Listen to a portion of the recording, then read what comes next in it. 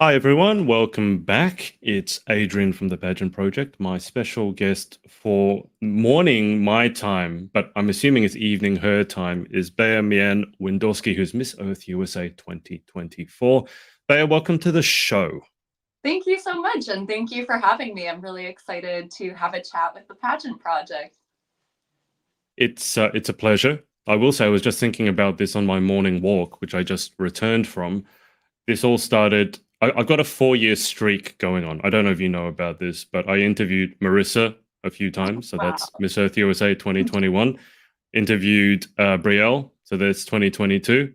Danielle, 2023. And now you, 2024. So that's my hot streak. I'm keeping it going at number 4. I guess the first question is, that's quite a lineage, because going just prior to Marissa, you obviously had Lindsay, who won the whole thing. So you're part of a pretty good lineage going on here. I mean, have you thought of that? How does that feel?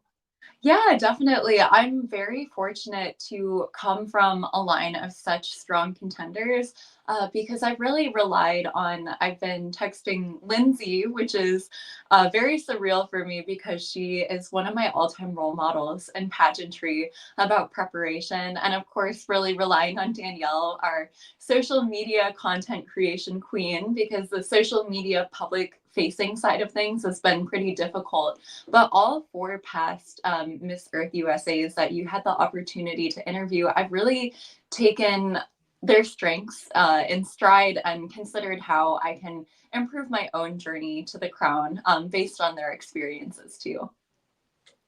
What is it that made you look up to Lindsay? I'm not saying you shouldn't, by the way. I'm just curious because everyone has their own unique take on it. So what in particular made Lindsay your role model? I really admire how she used pageantry and the title of Miss Earth not only to further her career as a full-time model, but also to really advocate for different environmental issues. I love that advocacy is so central to the Miss Earth platform because I think at the end of the day, that's really all what pageantry is about, using the glitz and glamour that attracts a large audience through pageantry to raise awareness of different issues. I admire that she's a lobbyist for the World Wildlife Foundation because eventually I would love to work in the political arena and advocate for different environmental issues as well. Do you remember the first time I assume you've met Lindsay face to face, right? Yes. What was that like? If you're such a big, let's call it a fangirl, what? Because I mean, you're not short. The other thing is sometimes like if there's a physical disparity in height. You're literally looking up to someone. But I watched a previous interview of yours. You're 5'11", so you're actually probably taller than Lindsay. But what was it like meeting her for the first time in the flesh? I was honestly so starstruck that I probably came off as a bit shy. It was one of my first high profile appearances as Miss Earth USA. It was my Right. first ever New York Fashion Week. And it was kind of like a 2-for-1, like wombo combo of me meeting my all time role models because I also had the opportunity to meet Danny Walker that night. Oh, So I just sent my mom this like most unhinged, excited selfie because I grew up watching Danny Walker videos together with her. I also watched Lindsay Coffey win the 2020 pageant, watching it with my Lola. So it was just, I was over the moon.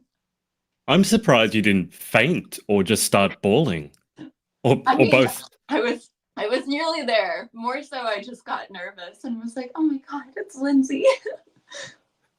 And since then, have you gotten like more used to it, or has the appreciation of who she is sort of deepened over time as you've gotten to know her?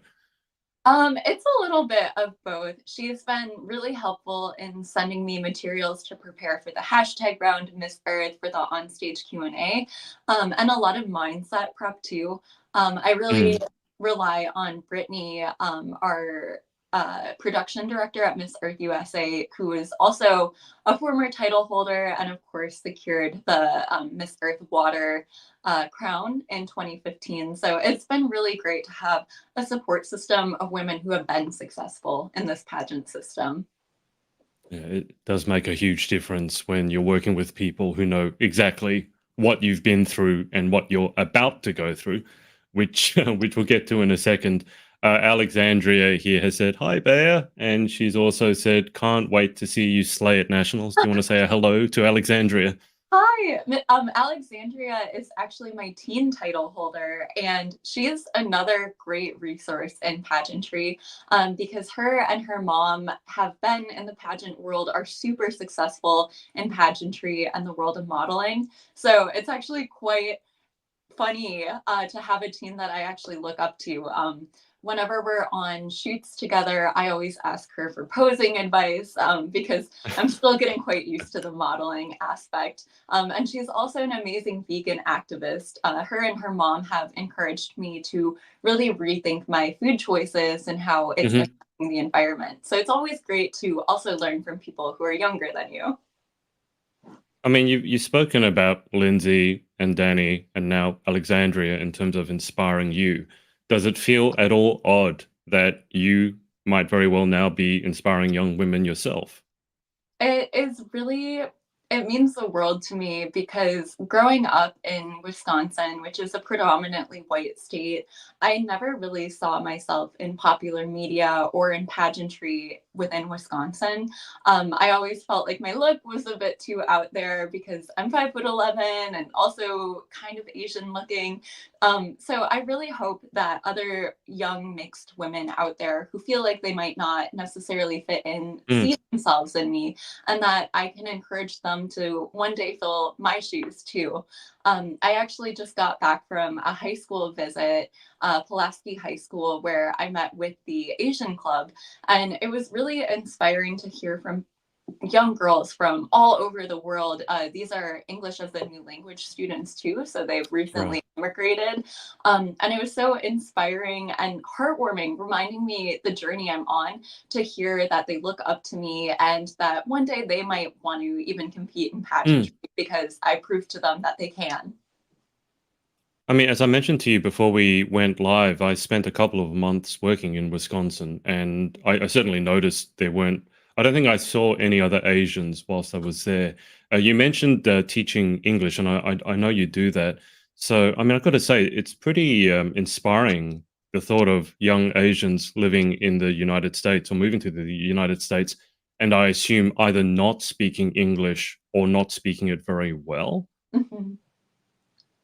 Yeah, I learned so much from the refugee students that I worked with. I've worked with them throughout high school and middle school because a lot of them come to this country knowing very remedial or even no English, and seeing their growth from just being in a Mm. completely new country where they don't know anyone to almost being fluent within a year is really Wow. inspiring. We know plenty of Australians, plenty of Americans who only know English and don't know Yeah. other languages. So, in this role as Miss Earth USA, I really try to encourage people to be understanding of recent immigrants, understand the struggles that they go through, and understand that immigrating is a really scary process.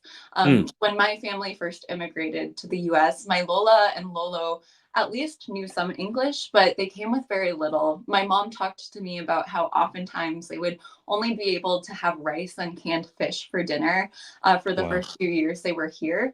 But it was through the generosity and understanding of other people that my Lolo was able to pass the medical boards and that they were able to succeed and make that American dream. So I really hope to use this platform to remind people that people can't succeed without support Mm. and empathy. How much can you tell us about that journey of emigrating to the United States? Because, I mean, it's not a, I mean, my parents emigrated here before I was born, so I've only ever lived in Australia, and I really only speak English. I speak a bit of Cantonese or Chinese, a bit of French, but don't test me on it. But I think it's fascinating, especially how you ended up in, let's say, Wisconsin of all places, and maybe even go into a little bit about Wisconsin, because if there's anyone watching from overseas, I can probably guarantee you they don't know much about Wisconsin. It's New York and LA. Where's Wisconsin? But how much do you remember about the journey of migrating to the states? Yeah, I'm actually second generation on my mom's side, but she did tell me quite a bit about their immigration story. So they actually first came to Anchorage, Alaska, which it's hard to imagine Wow. Filipinos living in Alaska. Okay. But they came there because my great grandpa, my Lolo Apong Gregorio, was in the US Navy. That's how he gained his citizenship in the US. So he was based on a naval base in Anchorage. And then that's how my Lola and Lolo were able to get sponsorship. But both my grandparents actually worked multiple jobs, working as janitorial staff, working in the fish cannery, Mm, while they were both trying to pass the medical boards in Alaska. wow. And it was quite difficult in Alaska since there's so many pressures, like how isolated you are. So then they started looking elsewhere. And it's actually Wisconsin where my Lolo finally passed the medical boards and gained his residency in Milwaukee. So that's how they ended up here. And there's actually quite a strong but small but mighty Filipino community in Milwaukee. We have community gatherings every year for Christmas. And it's really inspiring to see how Filipinos in Wisconsin have not only integrated with a very Mm. predominantly white state, but they've also persevered and preserved their culture. I learned tinikling growing up, like the traditional dance with the sticks. And that's not something that you would ever imagine being in the Midwest, because we're known to be kind of all we have is beer, cows, and cheese. Yeah, I was mentioning to you that was my first experience of fried cheese curds and some very, very strong beer when I was working over in Wisconsin. I just want to go back to what you mentioned. So your descendants were working janitorial jobs or multiple jobs, which I guess a lot of people would turn their nose up at, and yet Mhm. they were studying medical boards, so to become doctors, which just, I mean, to clarify, a lot of people would place janitors, maybe it's not so aspirational, and doctors are kind of the opposite. Like a lot of people aspire to be doctors.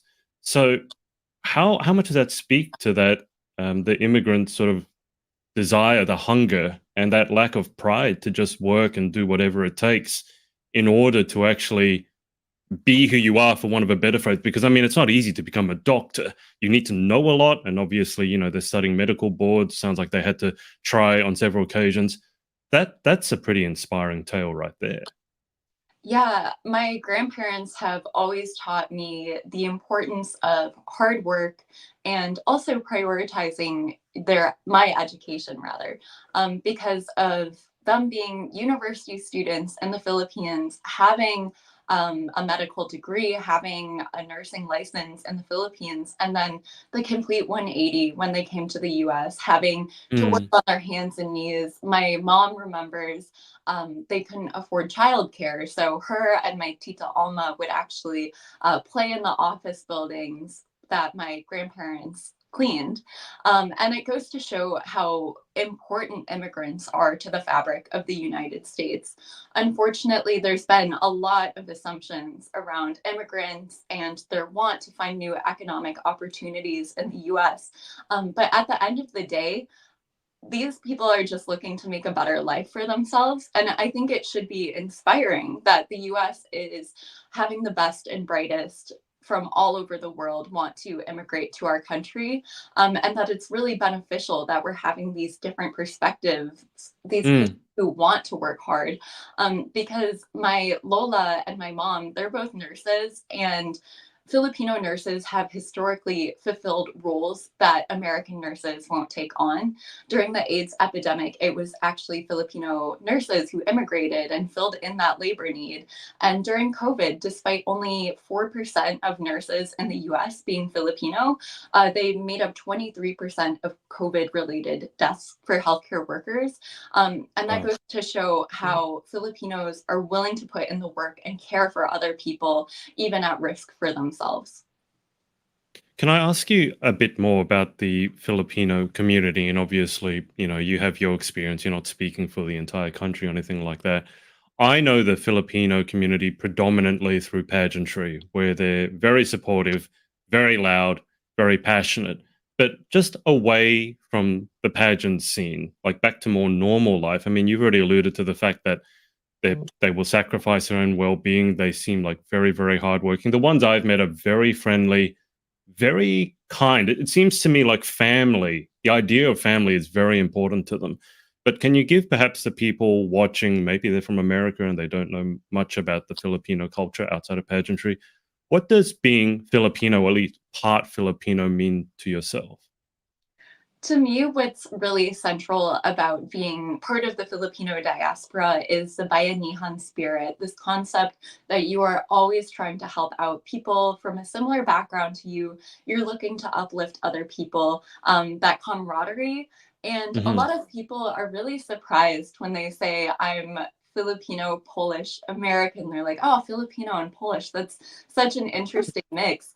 Yeah. But Filipino and Polish culture is actually quite similar in that they prioritize helping one another out. They Yeah. prioritize that centrality of family and having extended kinship networks. Your family isn't just your actual tita or your actual ate. It's also about your friends who are of a different generation or just a Mm. bit older than you. They're considered your family because you're there for Mm. one another and you help each other out. So I really appreciate how both sides of my family really believe in not only supporting your nuclear family, but finding chosen family and support and refuge in that. Yeah, I thought I remember looking at your surname and going, I'm sure that's Polish, like part the second part, Windowski, because I have a very good friend here in Australia and he's Polish, and it didn't actually click for me until you mentioned it. They're really big on family too. Like they'll get together and it's very charming to see, very tight knit, and they'll have their particular way they cook their soups and their meals and things like that. But just going based off your lineage, so you got part Filipino, you got the Polish. I mean, and now you're living in America. What sort of weather do you like? I mean, it is going to be confusing because some of the places you mentioned are very cold. Some of the places you mentioned are very warm. So where are you most acclimatized to? I love more tropical, warm environments. And Okay. as I mentioned kind of before we started the live, I if I make the top four elemental court, even if I'm just successful at the International Miss Earth pageant, that would give me an excuse to move to the Philippines, which I would gladly take, because I'm really over Wisconsin winters, which you yourself have experienced. I think I just need a bit of time away because it can get to negative degrees. I don't know the conversion to Celsius. That's My okay. American side is showing. But last winter, it even got down to like -10, -20 with wind chill factored in. And I'm just not built for that. Just to clarify, I'm not sure anyone is built for that. And I was telling Bea before we went live that I spent a couple of months working there. It now I don't know. You tell me. I don't know if this winter was particularly cold or not. But my boss, while I was working there, the silly Australian for a change. When we make fun of like the UK, the English, when they go outside and it's 25 degrees Celsius, which is like 80 degrees Fahrenheit, they all come back and they're sunburnt because we laugh at them for not knowing how to deal with the sun. The silly Australian, my boss was taking a phone call and I didn't want to spy on it. So I went outside. I was only wearing like a t-shirt and track pants. And I think it was -20 outside. Oh And I no. remember being outside walking around going, this is weird. I'm beginning to lose sensation in various parts of my body. And then it began to hurt. But my boss, who was also a very good man, a good friend, he boiled a kettle of water, poured the boiling water in a mug, took me outside and said, throw it up in the air. And I'm like, well, you wouldn't do that in Australia. That's not going to end well. But we threw it up and it came down as ice. And Yep. that's not something that has ever happened here in Australia. I can tell you that much. And also, I was in downtown Milwaukee. I don't know about ice or black ice Oh yeah. specifically. I was outside the gym and I realized I can't move because everything is slippery. And so I just stood there, but it was a gentle hill. And so I started sliding down the main street in downtown Milwaukee without moving, but I couldn't stop because I was afraid I'd fall over. So is that a normal kind of winter or does that sound colder than usual to you? This past winter was actually quite warm because you couldn't do the water trick, but you can do Okay. that most winters. And at my university, we actually have a yearly tradition where the lake by our university freezes over. So we all go on it and have this like day party, and the whole university comes together to celebrate, play ice hockey, and raise funds for childhood cancer fund. So that Wow. just goes to show we make the best out of the really freezing cold. And I will say, I do prefer the freezing cold to dry heat. I just really prefer Hmm. tropical heat. I feel like anytime I'm in tropical heat, that's what I was meant for. So your hair deals with it okay? You don't have the issue that a lot of the other girls do when you're there and the whole thing just blows up? Yeah, well, my hair can't save a curl, or hold a curl to save its life anyway. So I usually just go with like the stick straight, Catriona gray swimsuit prelims look. And usually that holds up pretty well for me. Yeah, well, I think if you're following in Catriona Gray's footsteps, you're probably doing okay. Your mum here, Bea's mum here, my mum passed the nursing boards first, so she supported our family whilst my dad studied for the US medical boards. I mean, like, huge respect to you guys. I mean, I think my parents went through something fairly similar here when came here and they were lucky enough to land jobs as doctors, the both of them. But growing up, I never really got to see them because they spent so much time working, and so I pretty much had to fend for myself. But huge respect because that's obviously a lot of work. Bea, how rich is the history of Wisconsin in terms of pageantry? Just because my mind is going, if it's freezing cold most of the time, well, at least in winter, it's probably not the most conducive to this wonderful industry that we call home. So, how much history does Wisconsin have with pageants? We've actually had quite a few successes recently. A few years ago, Alexis Lumens, who actually goes Mm. to my university, she made the top 5 at Miss USA. I actually think that was only 2 years ago. And then Grace Stanky, also who attended Oh, UW-Madison, she won Miss right. America a few years ago. So Wisconsin's really been on the up and up. Now I've brought home the third major crown. So maybe with the upcoming Miss World pageant, Miss Wisconsin can pull it out of the bag and make sure we're 4 for 4. That's so funny because you mentioned those two women's names, and I know both of them, but I didn't realize they were from Wisconsin. That's my bad. That's more than I would have thought. So Wisconsin is representing Alma here. I don't know if you know Alma Kabasawa has said, "Yay! I finally got to watch your live interview." Do you know Alma? Yeah, Ate Alma is my pasarela coach, and she's actually a Oh, former Miss Philippines Earth Water. So she was on the elemental court.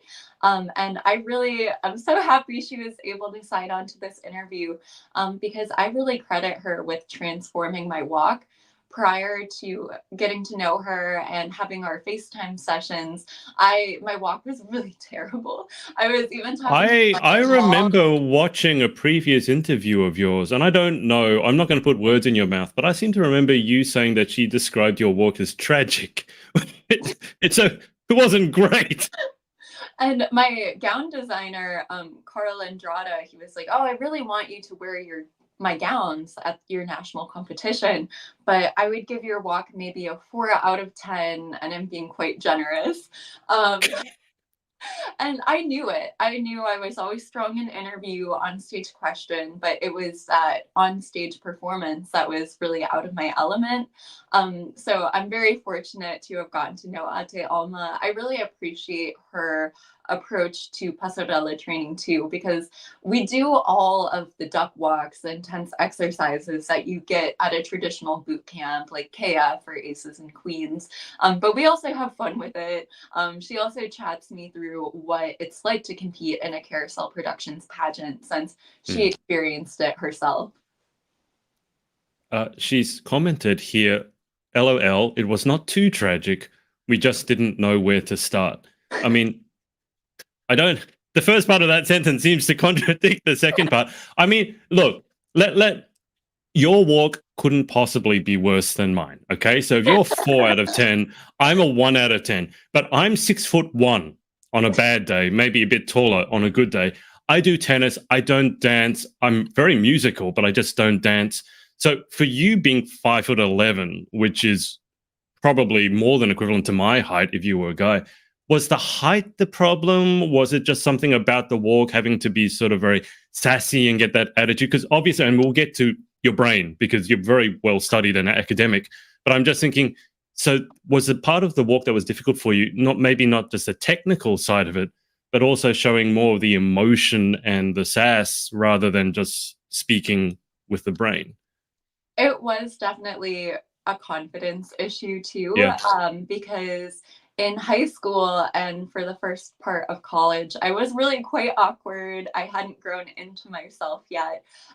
So we also worked on, yeah, serving up that sass. And anytime I'm on stage now, I kind of just black out. I feel like the alternate Bea takes over, Right. like the other side of me, because in my regular life, I'm quite giggly. I like to really flex the more nerdy side of myself. Yeah. So being sassy and having that confidence, especially during swimwear, is kind of the antithesis to who I am on a day-to-day basis. But the approach that Ate Alma took, which really helped me a lot, is just repetition.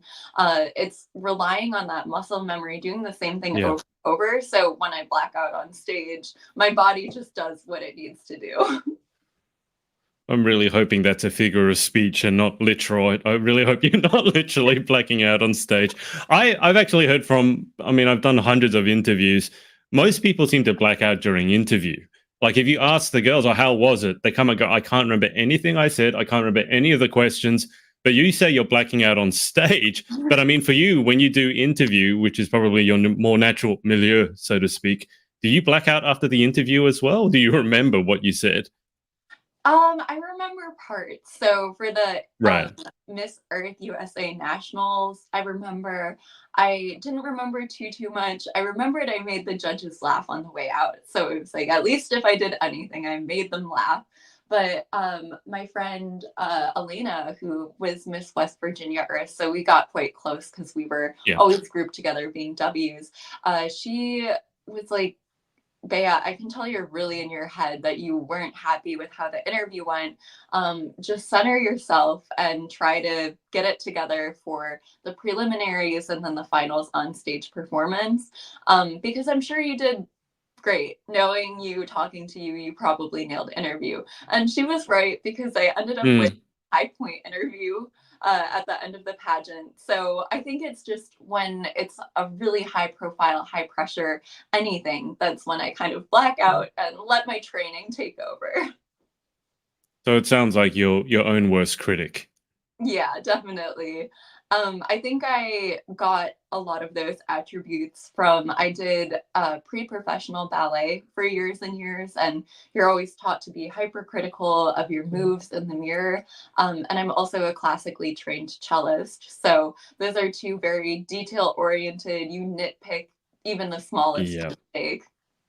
Yeah, I'm glad you brought up the cello because I wanted to ask you about that. But it's funny because your mum literally just before you spoke about ballet wrote this. Bea was also a Milwaukee ballet school student. She danced on point. The director of the school told her that a boy would break his back trying to lift her. She was 5'9" and 114 pounds at the time. That's not a very nice thing to hear as a young girl growing up, though, is it? I mean, you don't want to hear that. Yeah, I had quite a difficult relationship with body dysmorphia for the longest time because of ballet. And Yeah. that's unfortunately a common theme you'll hear with a lot of young girls who did ballet. And I'm really happy to see pageantry and modeling actually move in the way of progress in a way that I hope also impacts ballet in the near future, because now, and I think this has to do with social media, the atomization of beauty standards, anyone, and regardless of body type, regardless of physical features, can garner an audience if they resonate with personality, with their physical attributes. So I'm really happy to see how inclusive, especially pageantry, is becoming. Yeah. Let me ask you about cello. I wanted to ask you about this because I'm a classically trained violinist. Oh, And so very cool. I started at the age of 2.5. I don't remember what my first lesson was, but tell me a bit about your experience with the cello, because I have interviewed a few classically trained musicians, but I think you're the first cellist. I've interviewed quite a few pianists, but I think you're my first cellist. So tell me a bit about your background with the classical music. I started at the age of 8 or 9 on cello, and I remember I really wanted to play violin because my older sibling Sunny plays violin, and I was like, "Oh, they look so cool, and it's so light, and you can carry it around everywhere." But all we had left in the family was a cello from my older cousin Alex, and my mom was like, Right. "I'm sorry, but thumbs the shakes." So I started out with it, still really wanted to play violin. And then at some point, around 9 or 10, I taught myself vibrato. And that was kind of when I transitioned into really enjoying being a cellist, Right. because once you add that vibrato, it sounds so beautiful. Yeah. And I actually read somewhere that cello is the instrument that's closest to the human voice. Yep. So I really started enjoying, especially the more lower parts. And then I came across Jacqueline Dupre, who is one of the Mhm. most famous female cellists. And I really admired, especially her rendition of the Elgar Cello Concerto.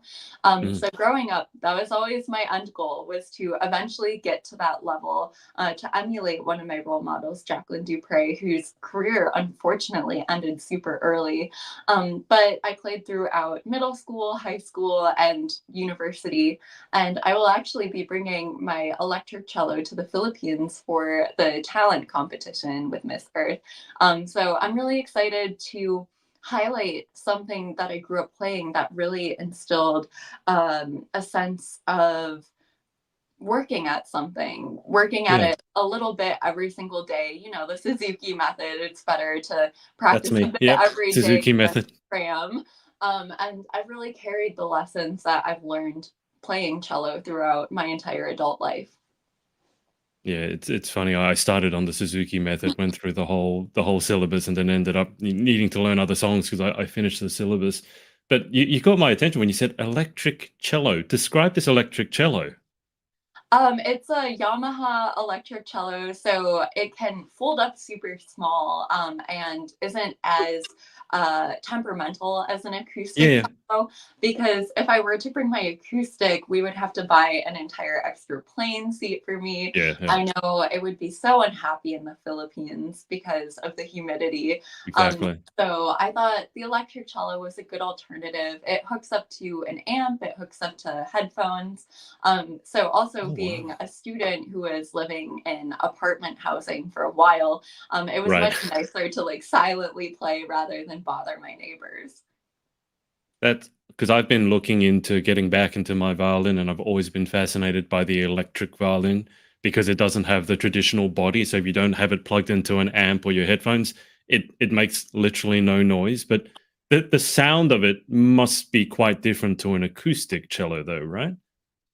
It's pretty similar when it's hooked up to an amp. You can either get one of those electric instruments that has an insane amount of reverb, or you can get one Right. that sounds more like an acoustic. And I wanted to go with the acoustic because, as much as I love experimenting with different genres of music, like rock and especially jazz is a huge passion of mine, Mm. the more acoustic sound just aligns with I love playing classical music as well. I can speak as a violinist. I think the cello actually makes a nicer sound. I would describe it as very, very mellow, and I have also heard that it's the closest to the human voice. And I don't know if you've ever heard violin being played badly, but there's a reason it's called like strangling a cat. I say this because my nephew, who's 10, he picked up the violin and Oh, yeah, now he's good at it. Don't get me wrong, but when you hear a note that's just a little bit and it's high pitched, oh, it's like nails down a chalkboard. So that's going over with you, is it? The yeah. the electric. Wow. Okay, so that's a hint. That's got to be exciting. Have you been working hard on what you're going to be performing? Yeah, another hint about my talent competition is I found out from my walking coach, Alma, that it's actually quite a popular song in the Philippines. I didn't know Oh, that okay. before choosing it, but it has a very pro peace, pro empathy message. So that's why I ended up picking it. That's very, very cool. Your mum here has said your acoustic cello's name is Vlad because he was made in Romania.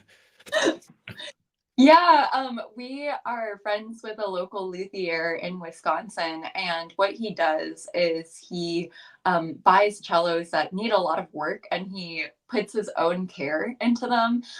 So he bought this cello from Romania. It was in bad repair, but it's Mhm. a bit older than just buying a brand new cello. So he refurbished it, and that also really resonated with me about how we have everything we need. We can Yeah. reuse what we have on planet Earth. We just need to put a bit of extra love and care into it rather than creating something completely new and creating even more waste. I had no idea there was a luthier in Wisconsin. Yeah, Does I'll he? have to send you his card if you ever Well, come back.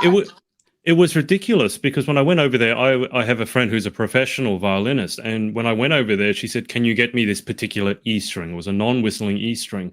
And when I was over there, I was getting back into my violin, so I actually went to a violin shop in Wisconsin to hire a violin to trial it for a while. So I'm wondering, I mean, does he work? Does he work out of his own business? Does he work attached to a string shop, or how did you find him? He has his own little home studio in his garage. So literally at Right. his residence is where his studio is. And we met him through my cello teacher at the Wisconsin Observatory of Music, Charlie Rasmussen. And Right. he just, the entire music and musician community in Wisconsin is quite tight knit, Yeah. because much like Filipinos, there aren't too many musicians in Wisconsin. It's just so odd because when you were telling me the story about your cello, I remember when I was looking to get a new violin, and I'm actually working with this violinery store now to help redo their website. It's funny how, life goes full circle sometimes. But I remember her bringing out this violin and giving it to me, and you know how you can see inside, and sometimes there's a label on the inside of the instrument, and it tells you maybe the name of the instrument if it's fancy, who made it, and the year it was made. I look inside and was made in like 1788. Oh my The, gosh. the instrument was over 200 years old. And I pick it up, I play it because I got to take it home. Terrified to drop it, by the way, because, With the and it made this is the most beautiful sound I've ever made on a violin. And so it's funny when you mention that, the old versus the new. It's not just maybe even reusing the old. It's sometimes the old is actually better. I mean, at least when it comes to acoustic classical instruments, I think very often the old ones are the best. Yeah, and that also resonates with me, even with something like fashion. As someone who Mm, is an avid thrifter, almost all of my favorite pairs of jeans are vintage because there was a certain weight, a certain quality of things that are older. So yeah. that's why I also encourage people within the fashion industry and now even maybe within the luthier industry, to return to our ancestral modes of production. Instead of valuing growth at an exponential level, return to that high level of craftsmanship, because people also find a lot of pride in Mm. doing something by hand, returning to the more older ways of production. And it's also a lot more sustainable when you move at a slower pace like that. Do you have any particular thoughts on fast fashion? I mean, I know it has a huge environmental impact. Funny you mentioned jeans because textile waste seems to be one of the ones that contributes most to landfill. At least that's what I've seen and heard myself. Yet on the other side, you have all these influencers who do the fashion hauls. And, the fast fashion, let's face it, sometimes it is cheaper. Not always, but sometimes it's a lot cheaper than a quality piece of clothing. And if you can't make ends meet, then I understand. Similar with, I think I said in one of my previous interviews, like junk food. You know, Yeah. the junk food is not good for you, but it's cheaper. And so you sort of go there. Do you have any thoughts as to what we can maybe do to address, let's call it the issue of fast fashion? I am really passionate about sustainable fashion because Hmm. while my advocacy and my platform more has to do with climate displacement, I also more broadly encourage people to consider how their everyday consumer choices have an impact on those across the globe. So just in 2019 alone, 183 million tons of textile waste was dumped in Kenya alone. And it's really the Wow. global north that's forcing the global south to take on our excess waste. It doesn't just poof go nowhere. Yeah. Because stock that isn't sold in thrift stores goes to the global south, and there's just too much product to resell. And Mm. that's why I encourage people to thrift shop, even though thrift stores do end up having to sell a lot of waste elsewhere, and that becomes post consumer waste. It's still really important to try to buy secondhand instead of continuing to buy, because that just creates the incentive for corporations to endlessly keep Mm. creating, keep producing. And I really found my sense of style through thrifting. It's quite economical too. A lot of thrift stores, like Goodwill in the US, are about the Mm. same price as buying fast fashion pieces. And it forced me to be creative in the outfits I created, find pieces that really resonated with me instead of following micro trends. So it's Yeah. been really amazing being Miss Earth USA, being able to partner with Goodwill of Delaware. I helped co host their sustainable fashion show. And then at the first ever LA Climate Week, I also organized a sustainable fashion show that was a mix of thrifted Wow. items, vegan items, and sustainable designers who used vegan and sustainable synthetic or materials. Like I have a lot of wardrobe that has Musa fabric in it too, which is made out of recycled banana and abaca fiber. Oh, So wow. while it might seem out of reach to have more sustainable fashion, even buying something secondhand instead of new is sustainable in of Mm. itself. And even if you have to go to a fast fashion website, I understand it's quite financially difficult for people. Instead of buying in bulk, really consider what pieces you'll continue to reuse and keep in your Yeah. closet. I always ask myself, am I going to wear this piece at least a dozen times? And if the answer is no, I don't buy it. I think the desire to be fashionable is probably part of the problem. And I say that because, you're following an influencer. Micro trend is a very interesting word because it's a trend that's here today and probably lasts maybe a week, a month, God knows, and then you completely replace your wardrobe. But I mean, I'll ask you this because you have much more experience with it than I do. How easy is it or how difficult is it? Can you remain fashionable whilst shopping from thrift shops? Because I think a lot of young women might have in their mind, yeah, I understand where Bay is coming from, environmental, et cetera, but it's going to have holes in it. It's going to smell funny. It's going to look like I'm 80 years old. So just speak to me about that concern or that side of things. I felt so lucky to be part of the Goodwill Delaware Rethink Fashion Show, because the whole aim of that experience was to show to people that you can thrift and be fashionable. And there were also designs from the local University of Delaware Oh, Fashion wow. Design School. And what they did is they took thrifted items from across Goodwill and they repurposed them into brand new couture looks.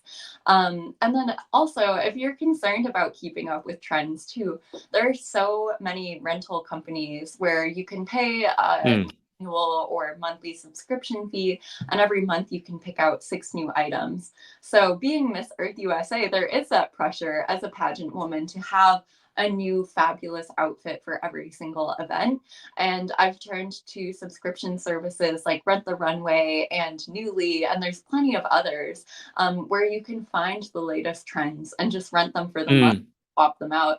So it's almost like I have a brand new wardrobe every month, which is really exciting without having to create the waste that comes with constantly buying new clothes. Yeah, I've heard more and more pageant contestants mentioning the utility of rental companies specifically, so you don't contribute to the ongoing waste. Let's turn our attention to academia. We've already mentioned your cello. Uh, Academia, I mean, there's a long list. I'm just looking at your bio, and I have a list of questions. I just ran your bio through ChatGPT and said, what are some questions I could ask Bea? Well, I'll give you this question here. Okay, this is a ChatGPT question. So it has asked, you're balancing so many roles: musician, dancer, honors student, and now Miss Earth representative. How do all these aspects of your life complement each other? And what drives you to keep them all in motion? I mean, let's just keep it like, how do you balance all of this? There's a lot going on here, Bea. I was super fortunate to have a national team that understood, even though I understood the gravity of being a Mm, national representative for Miss Earth, I was always going to prioritize my education first and foremost. And that's something that I inherited from my Lola, from my mom. They're both university graduates, strong women who understood the utility of an education. And I'm fortunate that Laura and the national team supported me because the first 4 or 5 months of Miss Earth USA, I was an honors student. I was writing a senior thesis, and it was a mm, lot to juggle, but they understood, oh, I have a final. I'm so sorry I can't make this event. And they understood, took that in stride. And I think they do really complement each other.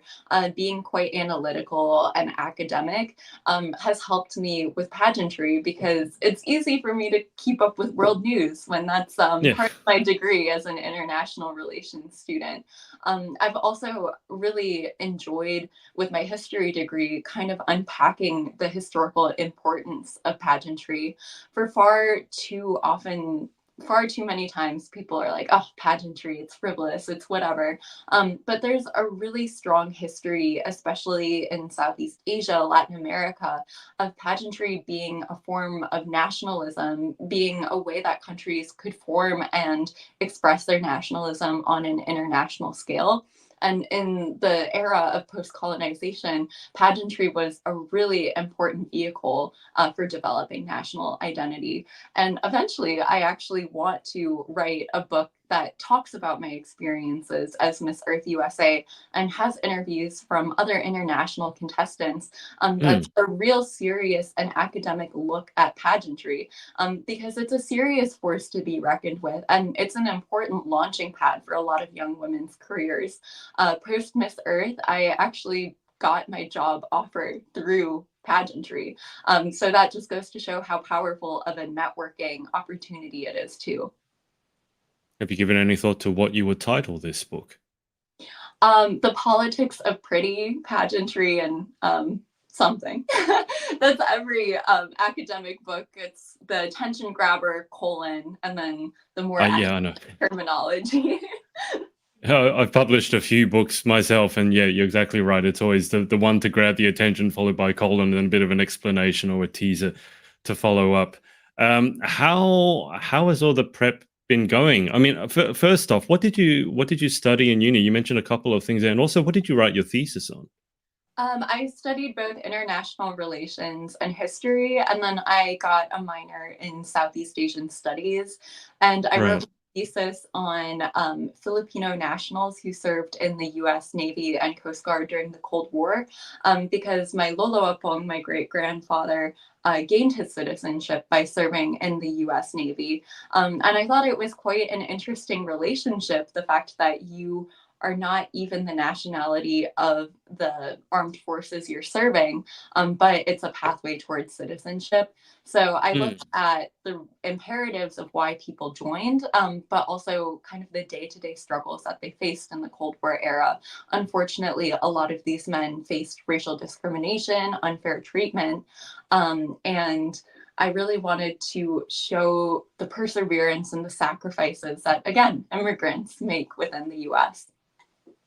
yeah, I would have loved to have read your thesis before I jumped on the interview with you, only because I interviewed a former Miss Earth competitor, and she had written a thesis in the education field, and as preparation for the interview, I read her entire thesis, which Oh, wow. I don't think I've ever done before. It was quite substantial, but how much work went into this thesis, and not just how much, but what sort of work? So how did you do this? Because obviously you're talking about a situation that happened or 50, 60 years ago. It's not relative. It's not recent. So was it interviews? Were you digging through documentaries? How did you go about doing this work? It was quite an extensive project that I actually Yeah. worked on for an entire year and a half. I was Wow. also a Hilldale Fellow at my university, where the university provides you funding to go travel to conduct research for a substantial project like a senior thesis. So through that opportunity, I conducted research at the archives in the Library of Congress, as well as the National Archives in DC. And there were existing collections of interviews from Filipino nationals who served in the US Navy. I got a lot of those from the Library of Congress, but I also conducted my own interviews as well through newspaper clippings, through the books I'd already read. I tracked down some of these men to actually get their day to day experience. And one of the most Wow. beneficial aspects of working on this thesis is my thesis advisor, Professor Alfred McCoy, is a very important figure in Southeast Asian history. And we met every single week for a year and a half. So being able to get his perspective as someone who has a very long and storied career in the field of academia was really insightful. Prior to winning the Miss Earth USA pageant, I actually wanted to apply to PhD programs, become an academic, become a professor. And he was like, well, that's all well and good. The field of academia is just not the smartest to go into right now. So he encouraged me to pursue law, to pursue more public facing roles. And I'm really grateful that I was able to scratch that itch of creating a comprehensive thesis and to conduct intensive research, but also to have that guidance to seek out other career opportunities as well. It sounds like you spent an awful lot of time in libraries, Bea. Yeah. And I wanted to spend even more time in libraries. But something I'm appreciative of for Miss Earth USA is that it taught me to dream bigger. Growing up, Hmm. I always wanted to be a politician or work in international affairs. But as I entered university, I was like, oh, I need to be more realistic. Not everyone can be a high powered Yeah. politician, lawyer. But achieving this opportunity and being able to take it in stride, along with being a student, along with having part time jobs, has taught me that I'm more capable than I know, and that I should seek out a more public facing role if that truly is my dream. Well, I mean, being a high powered politician, you're always in the public eye. And generally, at least in this day and age, it automatically means 50% of people in the world are going to hate you, which is one of the things I really, really dislike. Um, but I just have a question. So you spent the better part, you said, of a year and a half working on this thesis. It doesn't sound like it was easy. It sounds like it was a lot of work, predominantly indoors in libraries, probably with your glasses on because your eyes have gotten so tired and, dust and all that stuff. And yet somehow at the same time, you decided to enter Miss Earth USA and then you won that. So I'm just curious what this speaks to, because for any sane person, and I say this with all respect, I'm not saying you're crazy, but for any sane person, be like, I'll do one or t'other, right? And, let me finish my honors, my thesis, and then, we can go, no, you did both at the same time. What was the thought process and what happened? You must hate free time. Well, I competed in a handful of high school, very local pageants when I was a teenager, and I never found much success because, especially as a teen, you're kind of encouraged to appeal to a wider audience. Oftentimes, I was even told to dumb myself down and interview. Mm, But yep. as I was entering my senior year of university, I wasn't quite sure what my next steps were. I was debating PhD, law school, going into industry for a few years. So my mom encouraged me to sign up for the Miss Earth USA pageant. And at first I was like, I'm a student. Maybe I should finish my degree first. But then I remembered I grew up watching the Miss Earth pageant with my Lola and my mom. And Earth Queens have always stood out to me as highly intelligent. They don't Mm. have to apologize for being knowledgeable. And they were always so inspiring because they showed not only can you be beautiful, but you can be beautiful and intelligent. It showed how multifaceted women are. So I was like, okay, I'll just give it a shot. And preparing for the national level pageant, I had never intended on winning. I was really kind of just aiming to make the top 20. I was like, oh, I've been out of the game for a while. It's my first Miss and national level pageant. But I worked really hard with my walking coach at the Alma. I worked with PR pageant coaches as well to brush up on my interview skills and mindset prep. And I guess it worked out. I was working to not embarrass myself, but it took me quite far. And after I won, my initial reaction was, of course, to be really happy, but I was like, oh crap, how am I going to balance all of these What have I done? responsibilities? But I really leaned on my family and friends for support. It was my mom who encouraged me to compete in the first place, and she's been incredibly supportive. She's the one who actually found my gown designer for the national competition. She's like Kris Jenner, a momager through and through. So it's cliche, but it does take a village. There's been so many people behind me supporting me. It's not like I'm taking the weight of all of these responsibilities on my own. So I really thank my friends, my family, and even fans out there have been giving me. A lot of people would take criticism as a negative thing, but I view it as an opportunity for growth. And anytime a fan messages me something I can improve on, I really take it more like free pageant coaching than them Yeah. trying to get under my skin or anything like that. So just going back when your gown designer, I think you said, gave you a 4 out of 10.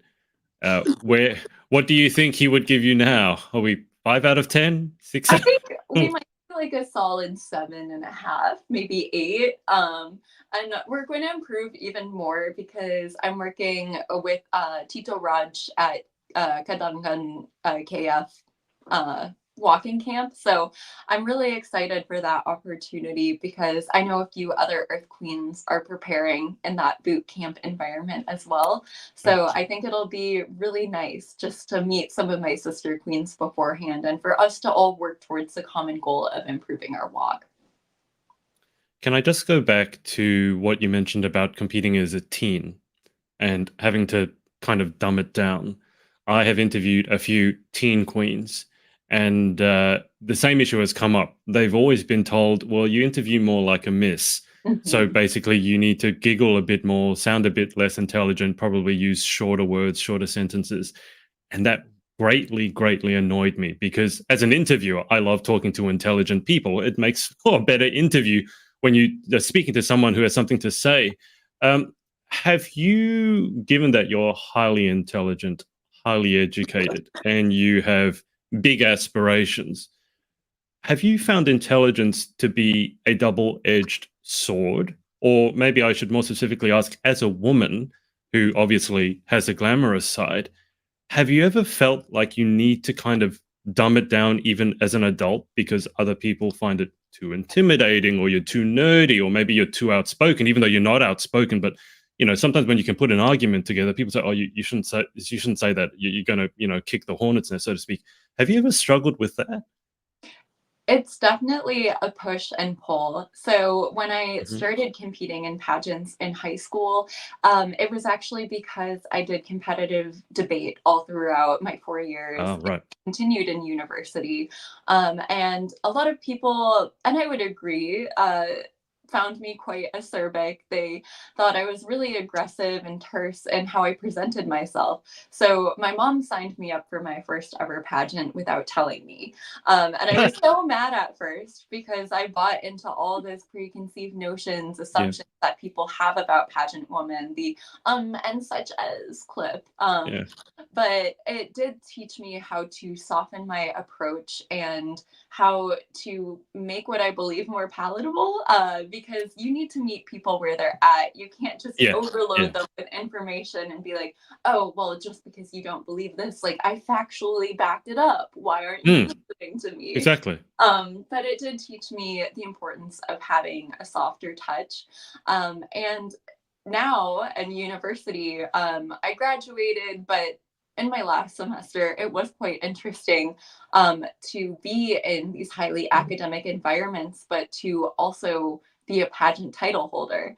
I took this graduate level anthropology class because I wanted to have the formal training it took to conduct interviews with other pageant women and pageant interviewers to work Mm, on my book one day. And a lot of the students, my colleagues, didn't really think very highly of pageantry. The mm. anthropology class actually had a feminist lens too, so there was that additional pressure. But I hope I was able to challenge their preconceived notions of who pageant women are, to show that we're multifaceted and we're competing not to tear other women down, but we're competing to improve ourselves. Mm. I am a very externally motivated person. So having the pressure of preparing for a pageant really pushed me to hit the gym every day, to read up when I normally would just sit in my bed and scroll. So having that external pressure, I'm really lucky to have pageantry to work towards. I think you are the first person I've ever interviewed who has used the words acerbic and terse uh, in an interview. I love this. We're covering new vocabulary here. Let me ask you a bit of an odd question. How do you feed your brain?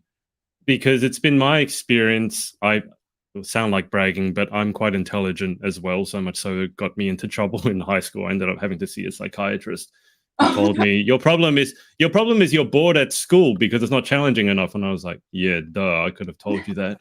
But how do you feed that brain? Because doom scrolling, social media, so often I find it dumbs everything down. It's an echo chamber. It makes you think everyone hates you or everyone loves you, both of which are equally as bad in my book. So how do you actually maybe disconnect or whatever it is and just feed the curiosity and the machine that's up in here? It was quite easy when I was still in university because taking Right. Yeah. history as a major, we were reading upwards of 700 pages of material a day. But after I graduated and was just focusing on Miss Earth USA, a huge part of it is social media. So I did find myself prioritizing scrolling, prioritizing content Yeah. creation, which is a job in of itself, a job that I'm quite bad at. I'm always learning from Danielle about what to post, how to edit it together. So I really admire that. But I try to read at least one book every 2 weeks, possibly more if I'm able to. And I always try to listen to the news while I'm working out. There's a great daily podcast by National Public Radio in the US where it just chooses Right. three big news stories. And Yeah. I'm dying on the Stairmaster, but listening to what's happening with the state of the world. And I also really enjoy writing and journaling, just reflecting on how I'm feeling throughout this process, because it's such a whirlwind that it's super easy to get lost in the mix, lose touch of Mm. how I'm feeling inside my head. So it's really nice to do that. And then also pursuing academic writing. With the book I was talking about, I've actually sent out a pitch to a few different magazines. Hopefully, I hear back soon about what it's like to be a pageant woman, but within the context of Miss Earth, where a lot of these women are highly, highly accomplished political and environmental figures within their home countries. And it's unfortunately, especially now more than ever, people have these awful assumptions about pageantry. So I hope through my writing, I'm able to challenge what people might believe. That's certainly a worthy goal. You mentioned that one of the classes you were in, you had some issues with, well, I mean, we've all struggled with issues with preconceived notions about pageantry. And in fact, if I'm honest with you, that's probably the reason I started this whole journey for myself interviewing pageant girls 7 or 8 years ago, was because I had certain preconceived notions, but I hate having them. And so I was like, okay, you think this way about this industry, but you don't know anything about it. So maybe you should actually do some research and check before you jump to preconceived notions. And then here we are 7 years, 8 years later, and I know different. But it's interesting when you mention the feminist lens, so to speak, because I understand sometimes where they're coming from, right? Mhm. Their arguments. I don't need to rehash them. I think they're well understood. But to me, at the end of the day, the reason I support pageantry in its essence is because you guys find it empowering. Otherwise, you wouldn't be doing it. You enjoy it, yes, but you also find it empowering. And I think one of the big things that you mentioned is you use it almost like as a springboard, as an excuse. External motivation, I think, is the phrase you used, which I think is a good one, because it gives you a reason to go to the gym. And I'm very much the same. I know that it would be better if it's internally motivated, but let's face it, if I'm getting up on stage in a bikini, I'm going to be hitting the gym and maybe watching what I eat, not starving myself, but just being more mindful.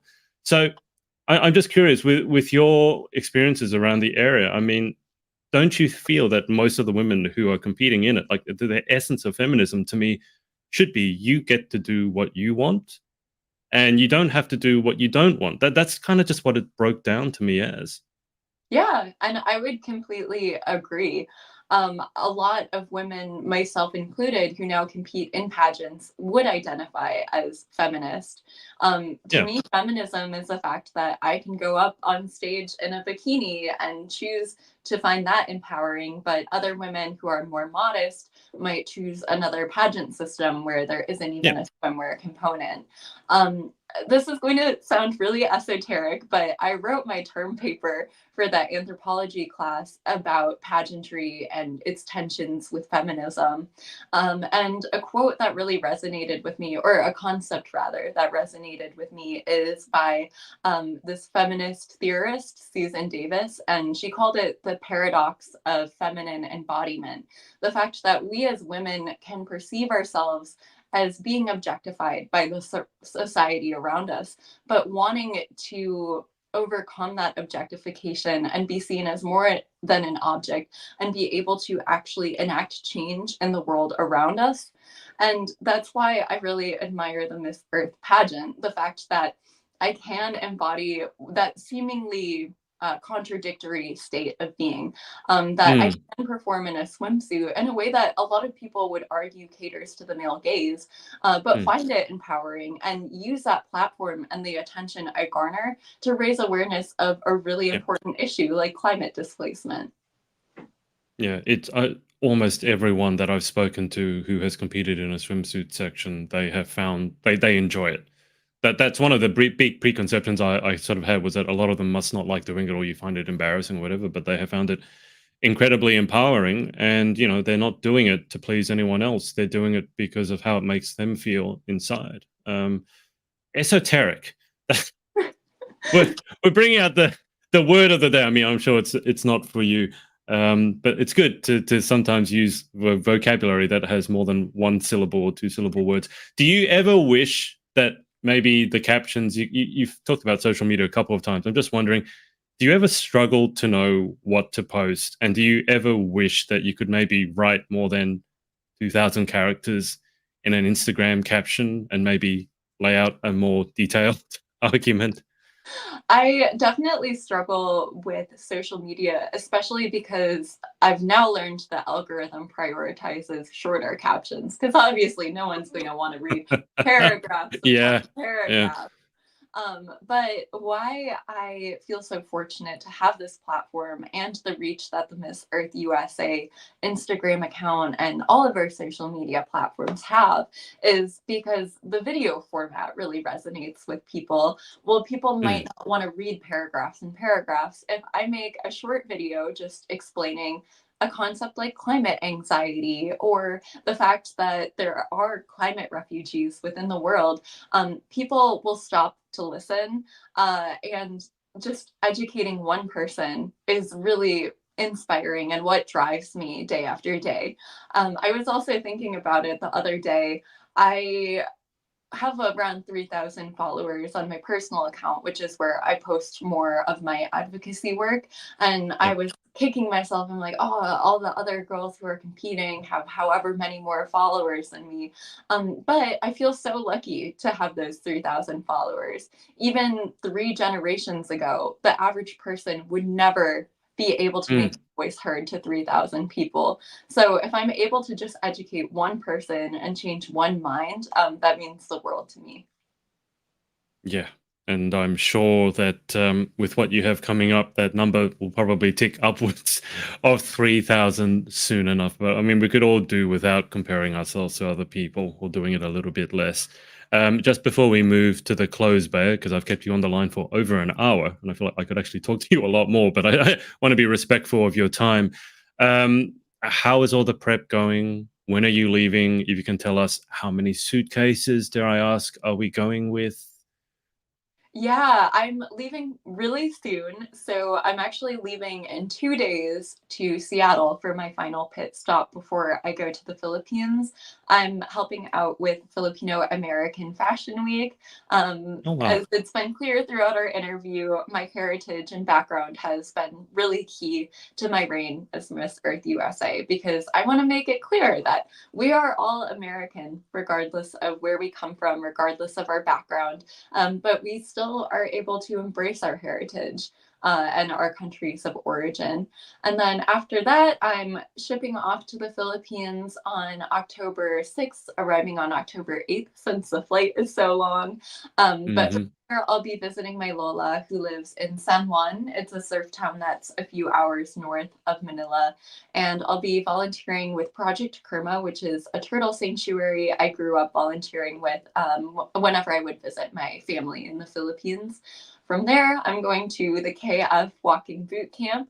Really excited to learn more tricks for pasarela, how to really improve that stage presence. And then delegate check-in is October 19th.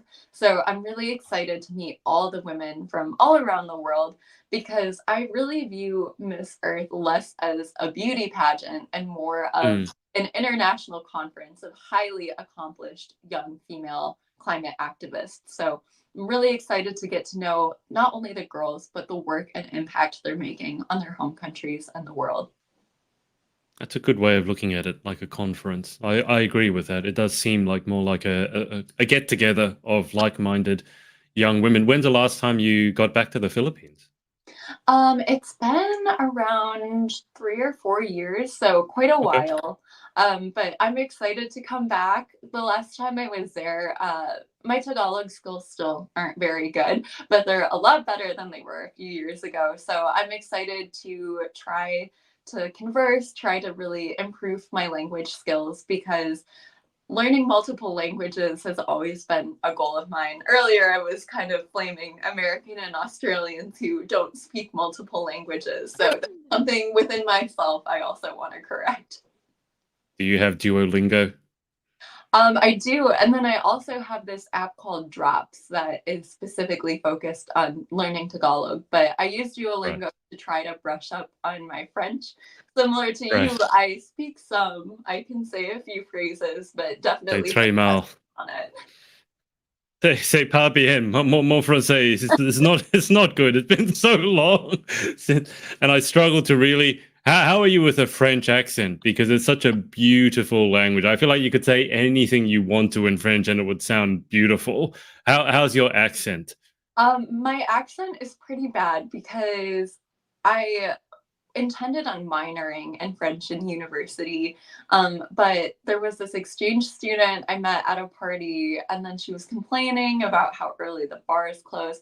And I was like trying to converse with her in French. I was like, "Oh, we could go here next." And from the first "Bonjour, ça va?" She was like, "If you Yeah. can't speak French well, don't speak it at all."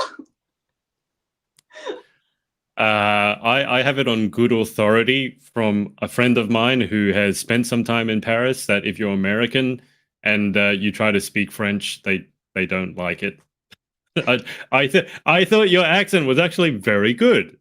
I've heard worse. Believe me, I've heard a lot worse, most often from my own mouth. But anyway, just before we get to the final 10 questions, is there anyone that you'd like to give a shout out to? Yeah, I would love to give a shout out to, of course, my family. My mom and my Tita Alma, who was actually just over for dinner, have been so incredibly supportive throughout this journey. It's easy to be like, oh, pageants, that's so out there. Why would you want to compete in them? But from day one, they've been incredibly supportive. My dad is getting around to being a pageant dad. He took a while to get there. And I would also love to thank my team, Laura, Brittany, Ariel, Joanne. They've helped me every step of the way. Preparing for an international pageant is incredibly daunting, but they've helped me with things like mindset prep, finding wardrobe. I'm also incredibly thankful to all of my fans out there. It's crazy to even say that I have fans because when I was visiting with the high school earlier, one of the teachers came up to me and was like, "Oh, you're like a celebrity to them. They really look up to you." And while that can be huge shoes to fill, a huge role to play, it really means the world to me that I can inspire other people who might not feel like they fit in. I really want to be a voice for people to stand up for what they believe in and reflect their heritage, their personality, and be true to themselves. Well, when you're 5'11" and in heels, I'm just saying you probably should get used to people looking up to you, whether it's literally or figuratively, or both. So, all right, let's get to the final 10. Have a bit of fun. Number one, what is your favorite word? Oh, that's a good question. I like the word onomatopoeia because it does sound like an onomatopoeia. The word means a word that sounds like the sound it's describing. So I think it's fun. You're getting so many words that I've never heard in like hundreds of interviews. I'm sure no one's ever used onomatopoeia or assonance or any of these words. All right, number two, what is your least favorite word?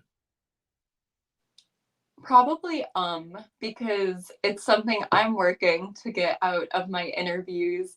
It's super easy to fall into, and it's a shortcoming a lot of people have, but I'm really trying to get it out of my vocab. So you're an person, not a like person. Yeah, definitely an person, and I also tend to start my sentences with "so" and "yeah." I think you're being a bit too harsh on yourself, but I do see where you're coming from. Number three, in life, what gets you excited or what turns you on? Definitely something that's intellectually stimulating. When I really found my passion for pageantry was actually when I could find an academic lens to look at it through.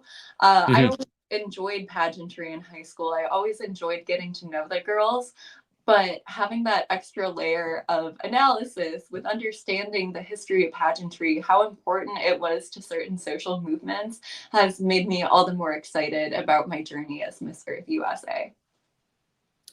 And what turns you off? Definitely people who are so set in their beliefs and so sure about certain stances without trying to understand the other side. I'm definitely outspoken in my beliefs that we need to be accepting and welcoming of immigrant and refugee communities, but I've also done my due diligence to understand the other side and actually address those concerns. As someone who did debate in high school, I really appreciated that you had to learn both the affirmative and negative side of a Mm. topic, because it just helps you understand the world so much more. The world isn't black and white, it's a sliding scale of different gray areas. And I can understand people's belief sets wherever they're coming from, as long as it's well reasoned and they have Mhm. real, actual things behind why they believe what they do. Yeah, I think that's sage advice for many people and many politicians right now. Number five, what sound do you love? Sounds obvious, but I love the sound of cello. I also love the sound of jazz. Jazz is one of my all-time favorite music genres, and I had the privilege of studying at the University of Amsterdam.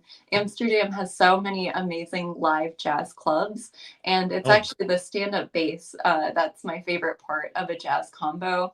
I tried self-teaching myself a bit in high school and was never quite successful, so maybe in my post Miss Earth journey, I'll be able to pick that up again. can you? I mean, I've always been fascinated by jazz as well, but as a classical musician, I found I'm really not very good at it because it's a whole improvising thing. It's like, no, that's not what we do in classical. In classical, you have to play what's on the piece of paper. Can you explain to me why the double bass is tuned in fourths? I've never understood that. I Why fourths actually for the have double no bass, but idea. everything else is in fifths? Yeah, I'm not sure either. But it definitely made improv a bit easier the way the stand-up bass is tuned.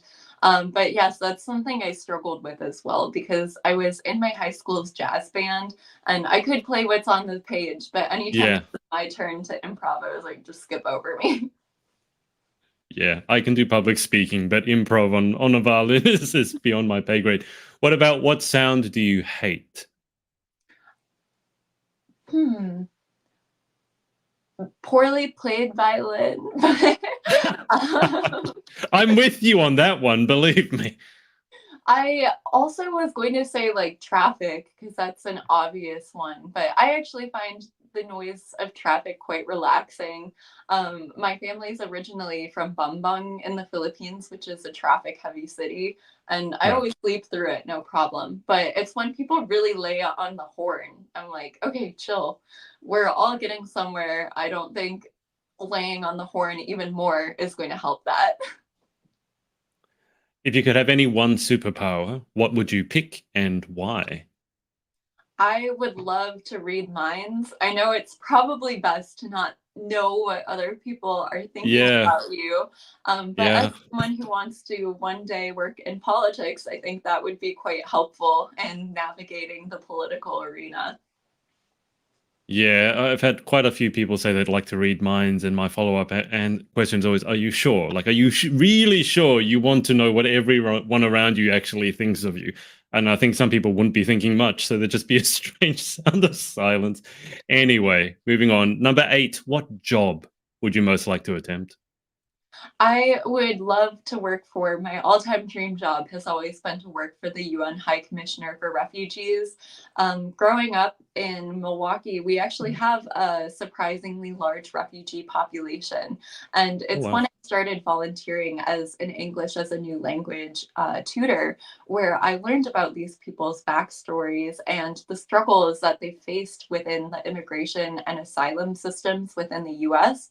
I would really love to bring the American perspective to the UN High Commissioner for Refugees to push my country to expand legal pathways towards asylum seeking and immigration because we are one of the main leaders in the international political arena. So if we Mm. were able to reform our own immigration and asylum laws, I think a lot of our allies would follow suit.